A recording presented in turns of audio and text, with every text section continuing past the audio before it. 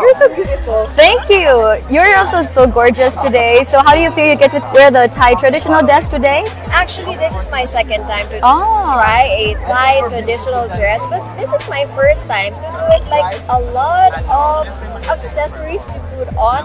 I don't know why. Do you have like history about it? Why do you have like a lot of accessories in it? I also don't know why. I wear it since I was little kids. Always wear like this. It's lots of accessories. Really, like it will take you more than 15 minutes to do this one. Yeah, I think because it's showing us the royalty, how royalty it is. Because you know the dress is all like so charming, From right? rings to bracelets. Yes. Everything.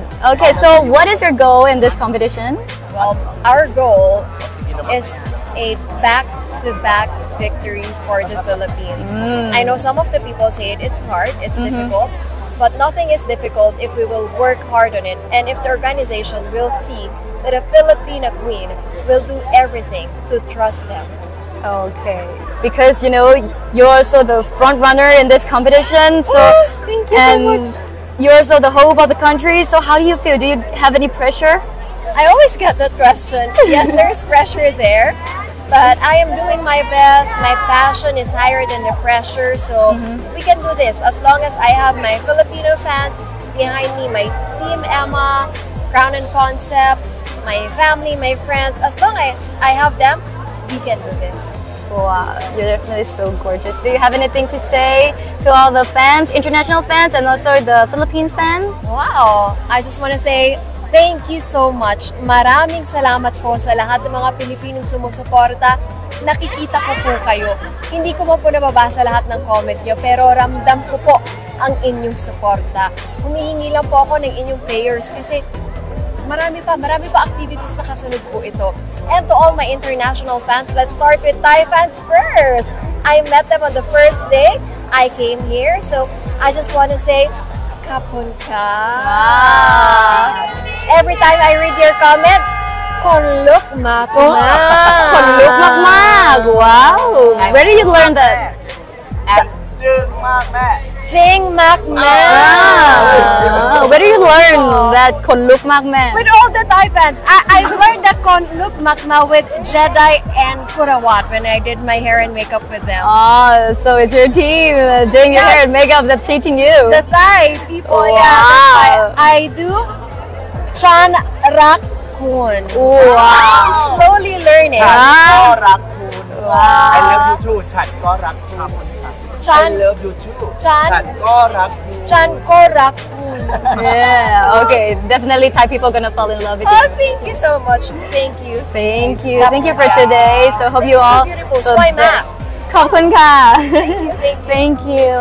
Magandang araw po sa inyo at welcome back dito sa ating panibagong video.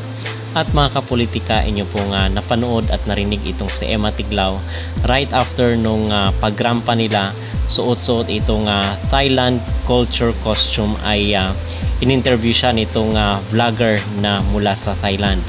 So kasi na-mention ni Emma doon sa mga previous niya na video na meron siyang mga supporters na mula dito sa Thailand kasi pag nagko-compete talaga ang mga Filipina beauty queen dito sa bansang Thailand ay inaabangan talaga yan ng mga supporters dito sa Thailand at excited din sila sa mga representatives natin mga kapolitika at most especially ngayon na magka-roommate pa itong si Emma at itong pambato ng Thailand. So we personally believe na ito ay sinadya ng Miss Grand dahil yung mga beauty queens na mga taga Thailand pag pumunta naman dito sa Pilipinas ay welcome naman at all out naman ang support ng mga Pinoy. At isa na nga dyan yung si Antonia Porcil. So sinuportahan rin talaga yun ng mga Pinoy at itong si Opal. Lagi tayong nanonood ng mga beauty contest nila.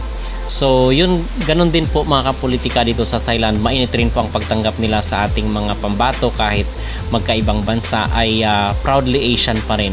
So yung pinaka-highlight dito sa interview ni Emma Tiglao is sabi niya merong konting pressure dito dahil may corona na si CJ Opiasa and then siya yung maging successor kung sa kanya ibibigay yung corona ng organization. So siguro yung may papayo natin or maging advice lamang natin dito kay Emma is wag niya masyadong pressurein yung kanyang sarili ang pinaka-importante dito kasi is ma-enjoy niya yung laban ng Miss Grand para naman kahit manalo or matalo man siya, ang pinaka-importante kasi dito ay yung tinatawag na karanasan. So yun, at yung isa rin sa pinaka-highlight dito ng kailang interview is yung kanyang sinabi nitong taga Thailand na kung saan is frontrunner daw, isa sa mga frontrunner itong si Emma Tiglao. So coming from them mismo na even itong mga taga Thailand ay hanga dito sa ating representative sa Miss Grand International. At ano na lang, i-disregard na lang po natin, ignore na lang po natin yung mga bashers, mga kapolitika, kasi ang sabi nila ay medyo na overhype na daw itong mga actions at mga ipinapakita ni Emma Tiglao, and coming from mismo dito sa ating mga kabayan na mga Pinoy. So wala talagang magandang masabi kung medyo tahimik naman yung ating candidate or medyo malamya naman, meron pa ring masasabi ang mga Pinoy. And ngayon naman na very energetic si Emma Tiglao is meron pa ring masasabi mga kapolitika na overacting daw, overhype, at masyado daw out of this world na daw yung mga galawan ni Emma Tiglao. So meron po talagang masasabi ang mga Pinoy, at yung mga beauty queens natin hindi na nila alam kung saan sila lulugar, mga kapolitika. So ang pinaka-importante dito, as long as na-enjoy ni Emma Tiglao yung competition, I believe that's all that matters. Okay? So yun mga kapolitika, ang pinaka-latest dito kay Emma Tiglao, and yung sinabi nga natin na today, 3rd of October is magkakaroon nga sila nitong Grand Talent Audition. So abangan natin yan, baka sa mga sunod na oras ay mag-live na naman itong Grand TV dito sa kailang YouTube channel. So mga kapolitika, ano po ang inyong reaction dito sa interview ni Emma Tiglao kasama itong Thailand na vlogger? At ano ang inyong mag-reaction dito sa suporta na nakuha ni Emma, hindi lang sa mga Pinoy kundi pati na rin sa ibang bansa?